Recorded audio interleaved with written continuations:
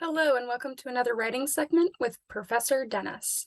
This segment is specifically for a basic outline for a process analysis paper. However, the advice in this lecture can be used when tasked with turning in any outline and turning that into a paper. The basic outline is just that, basic. The real creativity with writing is going to come from how you decide to use each of your pieces. These are really puzzle pieces. You may use this exact order when you write. You may not. You might have moved items around and rearranged them to make them fit the way you need to for your paper. Good. That's what you should do. One thing is certain. At all costs, you are to avoid the 5-paragraph essay. But how do you do that if you've been taught your entire life that Roman numeral 1 will use everything underneath it for one paragraph, no matter how big that paragraph gets? The truth? Throw out what you know. Throw it out the window. This is your piece of writing. This is your message.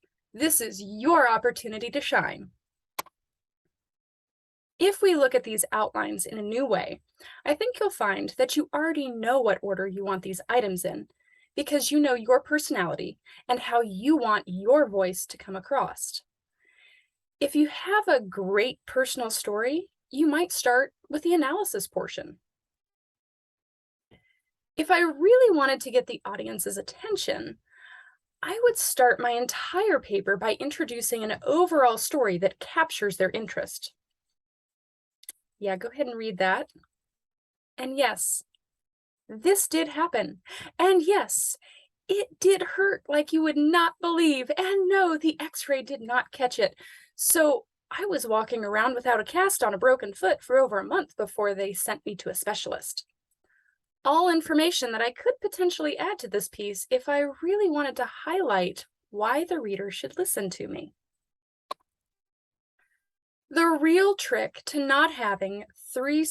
only having 3 steps and not having the 5-paragraph essay is to decide where your natural paragraph breaks should take place for your reader. When you have a subtle change in thought or direction, even if you are still on the same step, you're going to want to have a paragraph break. For those of you who write in more detail, that could be anywhere from 3 to 5 paragraphs per step. For others, it might mean only 2 paragraphs per step.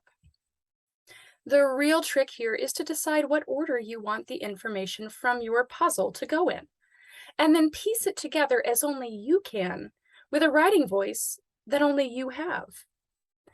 If you're looking at these and thinking that these paragraphs are short, you're correct. There isn't enough space to put 2 full paragraphs on one slide. I can tell you that a good rule of thumb, if you're new to breaking up paragraphs, is to shoot for approximately 5 to 8 sentences per paragraph. Does this always work? No.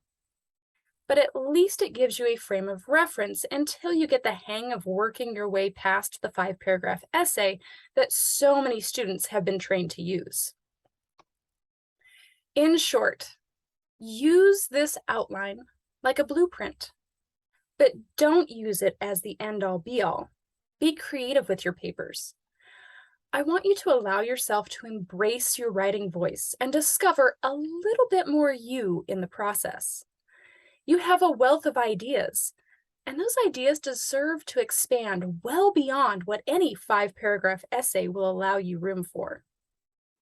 I hope you found this lecture helpful. If you have any questions, comments, or concerns, do not hesitate to reach out using the email icon in your learning management system. Thanks so much, and I'll catch you on the flip side.